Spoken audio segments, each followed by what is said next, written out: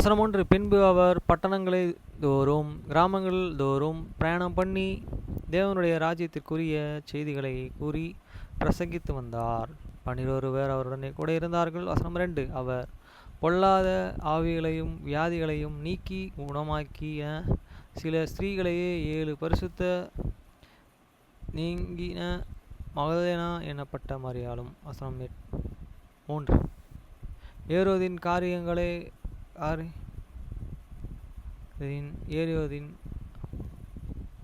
காரியங்களான கூசாவின் மனைவியாகிய யோவானுக்கும் சூசானரும் உங்கள் ஆஸ்திகளிலே அவருக்கு ஊழியம் செய்து கொண்டு வந்து மற்ற அநேக ஸ்திரீகளும் அவருடனே இருந்தார்கள். வசனம் 4. சகல பட்டணங்களிலும் இருந்து திரளான ஜனங்கள் அவரிடத்தில் வந்து கூடின பொழுது அவர் ஊமையாக சொன்னது. வசனம் 5. விதைக்கிறவன் ஒருவன் விதையை விதைக்க புறப்பட்டான். அவன் விதையில் இதுவே சில வழியருகே விழுந்த விதி உண்டான போதோ ஆகாய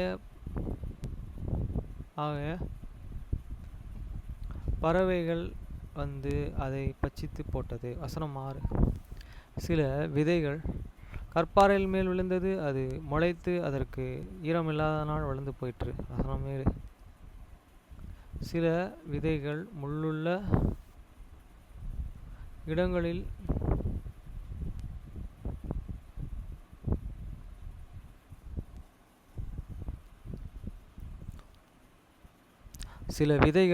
இடங்களிலும் முள் அடர்ந்து வளர்ந்து அதை நெருக்கி போட்டது. வசனம் 8. சில விதைகள் நல்ல நிலத்திலே விழுந்தது. அது முள்ளுள்ளது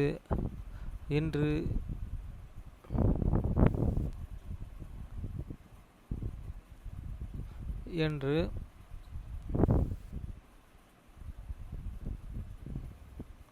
வசனம் 9. வசனம் 8. சில விதை நல்ல நிலத்தை விழுந்தது. அது முளைத்து 100 பலனாக அவைகளையே சொல்லி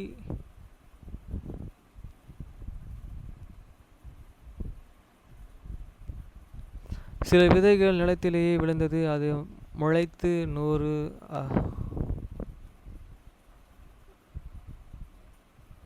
பலன் கொடுத்தது என்று இவைகளிலே சொல்லி கேட்கிறதற்கு காது உள்ளவன்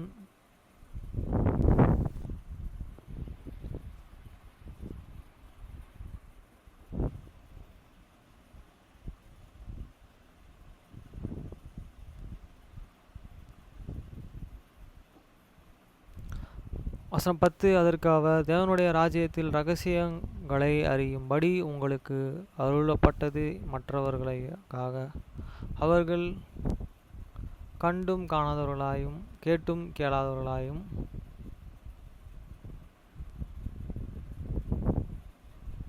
வசனம் 9. அப்பொழுது அவருடைய சீஷர்கள் அந்த ஊமையின் கருத்தை என்னவென்று அவரிடத்தில் கேட்டார்கள். வசனம் 10. அதற்கு அவர் தேவனுடைய ராஜ்யத்தின்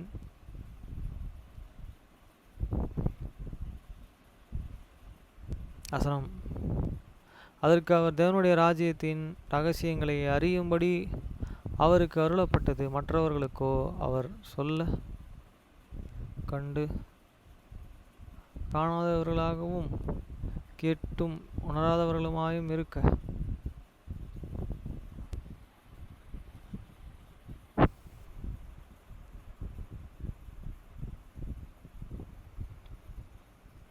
வசனம் 12. வசனம் 10. அதற்கு அவர்கள் தேவனுடைய ராஜ்யத்தில் இரகசியங்களை அறியும்படி உங்களுக்கு அருளப்பட்டது மற்றவர்களுக்கோ அவர் கண்டு காணாதவர்களாகவும் கேட்டும் கேளாதவர்களாகவும் இருப்பதாக அவர்கள் ஊமைகளாக சொல்லப்படுகிறது. வசனம் 11.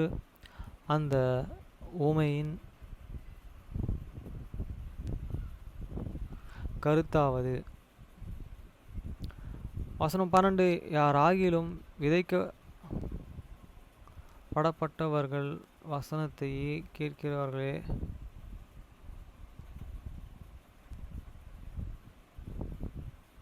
வசனம் 13. கற்பாறையில் மேலே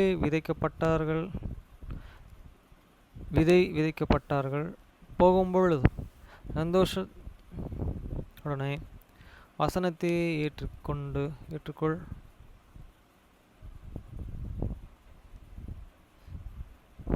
கற்பாறையில் மேலே விதைக்கப்பட்டவர்கள் கேட்கும் பொழுது சந்தோஷத்துடனே வானத்தை ஏற்றுக்கொள்ளுகிறார்கள். ஆயினும் தங்களுக்குள்ளேயே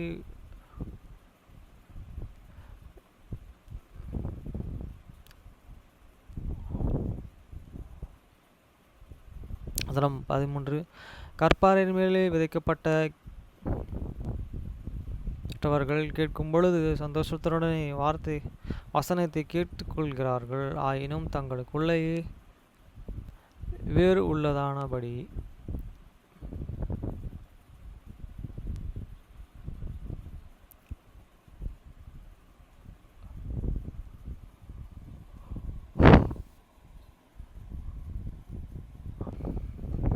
வசனம் 12.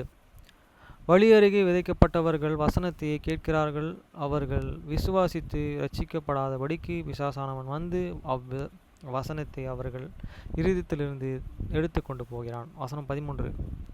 கற்பாறையில் மேலே விதைக்கப்பட்டவர்கள் கேட்கும் பொழுது சந்தோஷத்துடனே வசனத்தை ஏற்றுக்கொள்கிறார்கள். ஆயினும் தங்களுக்குள்ளேயே வேர் கொள்ளாதபடினால் கொஞ்ச காலத்திலே சோதனை காலத்தில் பின்வாங்குகிறார்கள். வசனம் 14. முள்ளுள்ள இடங்களிலே விதைக்கப்பட்டவர்கள் வசனம் கேட்கிறபடியினால் இருக்கிறார்கள். கேட்டவுடனே போய் பிரபஞ்சத்துக்குரிய காலைகளிலும் ஐஸ்வர்ய சிற்றின்பங்களையும் நெருக்கப்பட்டு பலன் கொடுக்கப்பட்டு இருக்கிறார்கள். வசனம் 15. நல்ல நிலத்திலேயே விதைக்கப்பட்டவர்கள் வசனத்தை கேட்டு அதை உண்மையையும் நன்மையையும் இருதயத்திலேயே காத்து பெருமையுடனே பல கொடுக்கப்படுகிறார்கள் ஆயிருக்கிறார்கள். வசனம் 16. ஒருவன் விலைக்கு களஞ்சியத்தை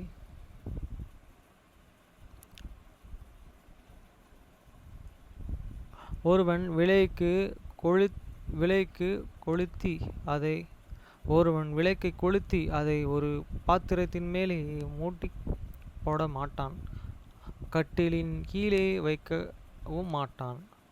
உள்ளே பிரவேசிக்கிறவர்கள் அதன் வெளிச்சத்தை காணும்படிக்கு அதை விளக்குத்தண்டின் மேலே வைப்பான். வசனம் 17. தெளிவாயிருக்காத ரகசியமில்லை.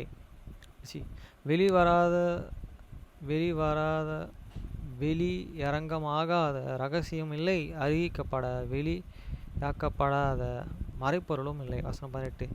ஆதலால் நீங்கள் கேட்கிற வித்தியாசத்தை குறித்து கவனியுங்கள். உள்ளவன் எவனோ அவனுக்கு கொடுக்கப்படும், இல்லாதவன் எவனோ அவன் தனக்கென்று நினைத்து இருக்கிறதும் அவனிடத்தில் எடுத்துக்கொள்ளப்படும் என்றார். வசனம் 19. அப்பொழுது அவருடைய தாயாரும் சகோதரரும் அவரிடத்திலே வந்தார்கள். ஜலக்கூட்டத்தில் மேலேயே அவர் அண்டையிலேயே அவர்கள் சேர்க்க கூடாது இருந்தது. வசனம் 20. அப்பொழுது உம்முடைய தாயாருக்கும் உம்முடைய சகோதரரும் உம்மை பார்க்க வேண்டுமென்று வெளியே நிற்கிறார்கள் என்று அவருக்கு. வசனம் 21. அதற்கு அவர்கள் தேவனுடைய வசனத்தையே கேட்டு அதன்படியே செய்கிறவன் எனக்கு தாயும் என் சகோதரமாய் இருக்கிறான் என்றார். வசனம் 22. பின்பு ஒரு நாள் அவன் தமது சீஷர்களுடனே கூட படவில் ஏறி கடலிலே அக்கறைக்கு போவோம் வாருங்கள் என்று அப்படியே புறப்பட்டு. வசனம் 23. பவுல் ஓடி ஓடுகையில் அவர்கள் நித்திரையில் இருந்தார். அப்பொழுது கடலிலே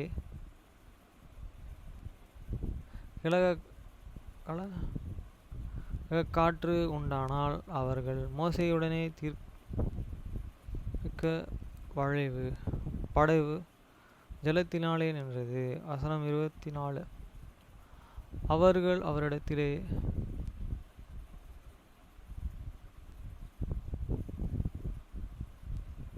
வசனம் 24. அவர்கள் அவரிடத்திலே வந்து, ஐயரே ஐயரே, மடிந்து போகிறோம் என்று அவரை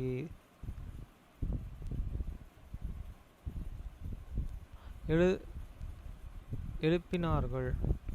அவர்கள் எழுந்து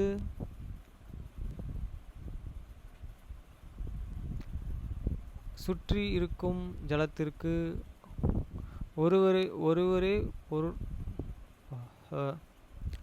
சொல்லி கொள்ளக்கடார்கள்.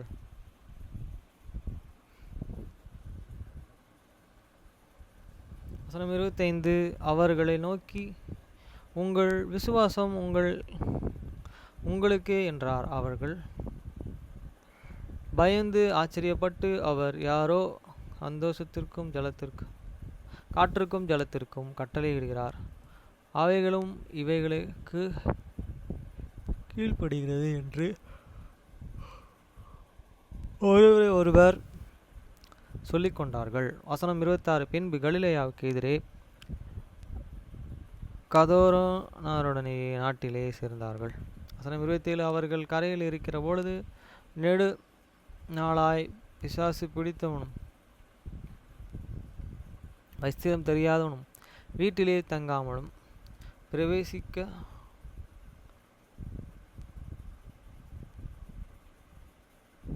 ஒருவர் அவனுக்கு எதிராக வந்தாள். வசனம் 28.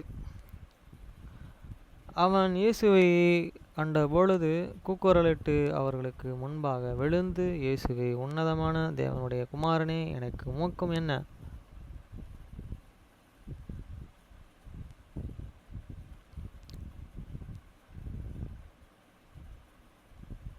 மகா சத்தத்துடனே சொன்னார். வசனம் 29. அந்த அசுத்த ஆவி அவனை விட்டு போயிற்று. இயேசு கட்டளையிட்டபடினாள்.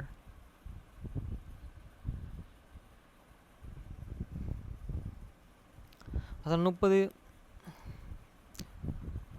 வசனம் 29. அந்த அசுத்த ஆவி அவனை விட்டு போகும்படி இயேசு கட்டளையிட்டனால அப்படியே சென்றது. அந்த அசுத்த ஆவி வெகு காலமாக அவனை அலக்கடித்து இருந்தது. அவன்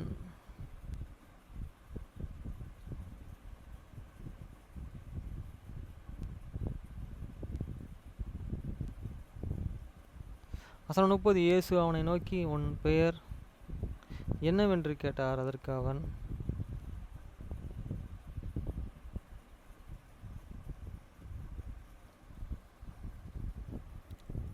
வசனம் 31. தங்களுக்கு பாதாளத்திலே போக கட்டளையிட்டபடிக்கு அவர்கள் அவரை வேண்டிக் கொண்டார்கள். வசனம் 32. அவ்விடத்திலே சேர்ந்தும் பன்றிகள் கூட்டமாய் மலையிலே மேய்ந்து கொண்டு இருந்தது. அந்த பன்றிகளுக்குள்ளே போகும்படி தங்களுக்கு அவைகளையே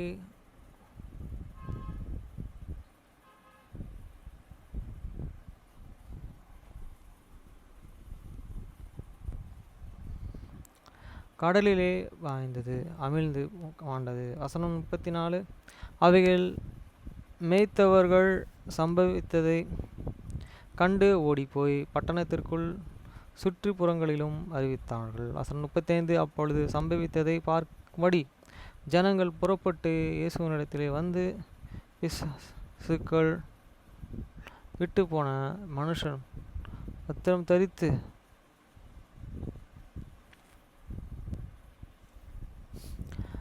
வசனம் 36. பிசாசு பிடித்த இருந்தவன் சொஸ்தமாக்கப்பட்டதை கண்டார்கள். அது அவருக்கு அறிவித்தார்கள். வசனம் 37. அப்பொழுது கதிரனுடனே சுற்று புறத்தாரில் உள்ள திரளான ஜனங்கள் எல்லோரும் மிகவும் பயம் அடைந்தபடியினாலே தங்கள் விட்டு போகும்படி அவரை வேண்டிக் கொண்டார்கள். அந்தபடியே தங்கள் விட்டு போகும்படி அவரை வேண்டிக் கொண்டார்கள். அந்தபடியே அவர் படவிலே ஏறி திரும்பினார். வசனம் 38. பிசாசுகள் நீங்கள் மனுஷனையே அவருடனேயே இருக்கும்படி உத்தரவு கேட்டான். வசனம் 39. இயேசு அவனை நோக்கி, நீ உன்னை விட்டு திரும்பி போய் தேவன் உனக்கு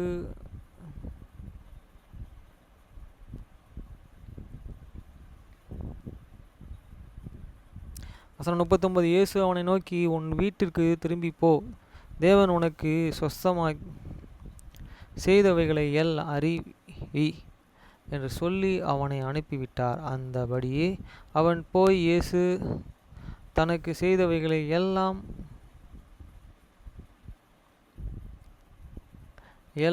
பட்டணத்தில் எங்கும் பிரவேசிக்கப்பட்டு இதனால் 40.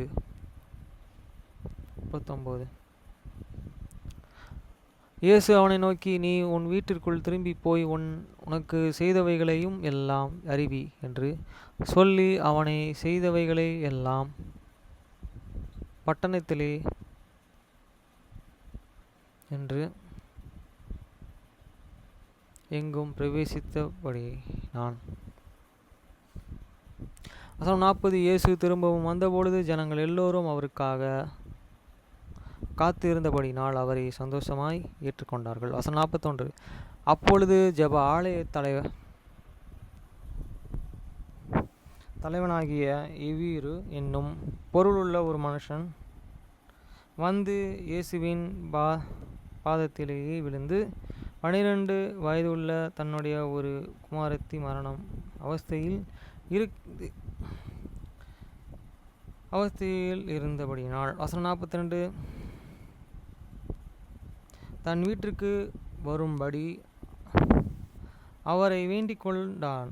அவர்களோ அவர் போகவில்லை. திரளான ஜனங்கள் அவரை நெருக்கினார்கள். 43. அப்பொழுது 12 வருஷமாய் பெரும்பாடு உள்ளவனாய் இருந்த தன் ஆஸ்திகளை எல்லாம் வைத்து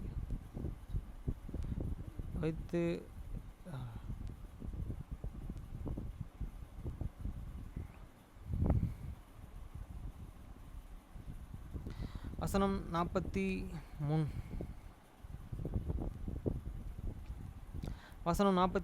அப்பொழுது 12 வருஷம் பெரும்பாடு உள்ள தன் ஆஸ்தி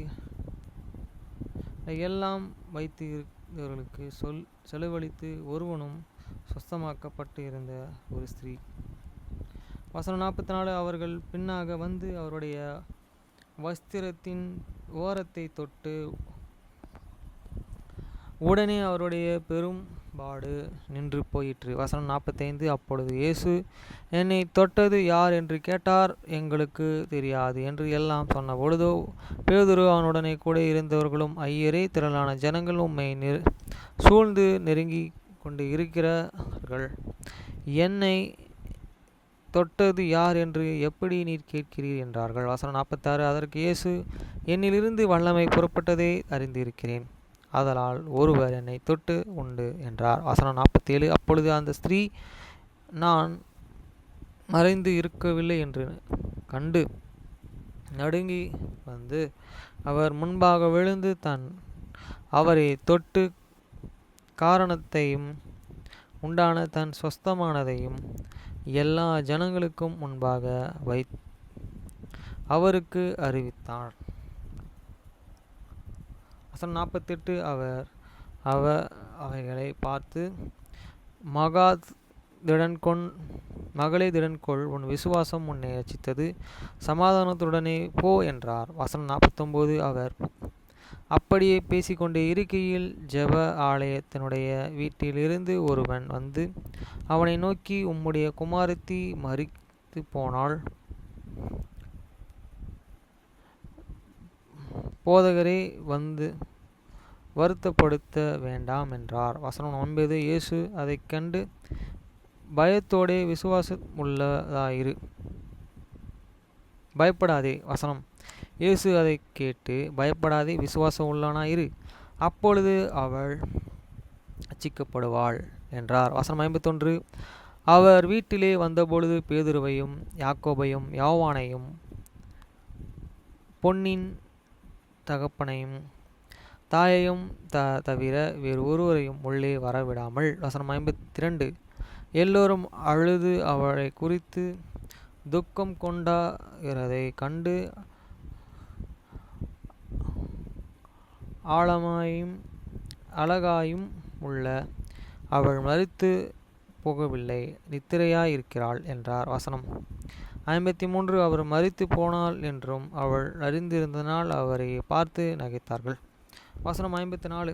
எல்லோரையும் அவர் வெளியே போக பண்ணி அவருடைய கையை பிடித்து பிள்ளையை எழுந்து என்றார். வசனம் 55.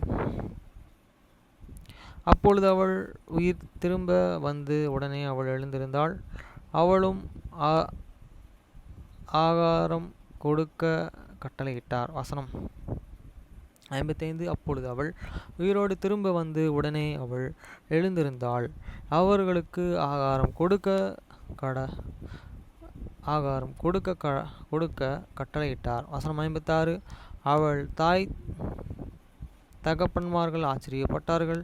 அப்பொழுது நடந்ததை யாருக்கும் சொல்லாமல் இருக்கும்படி அவர்களுக்கு கட்டளையிட்டார்.